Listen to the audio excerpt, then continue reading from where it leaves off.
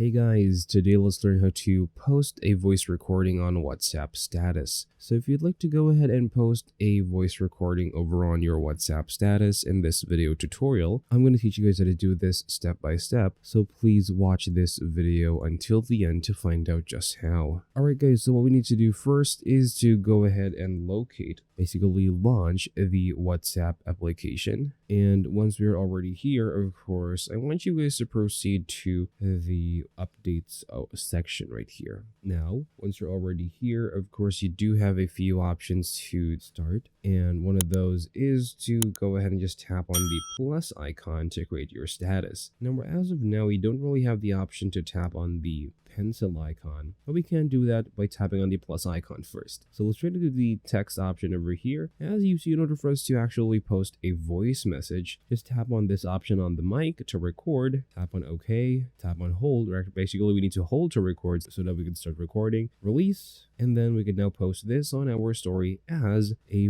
voice message. And that's how you could easily post a voice message on your WhatsApp status. Thank you guys for watching. Please like this video and subscribe as well if you guys learned something. And I'll see you guys on the next video.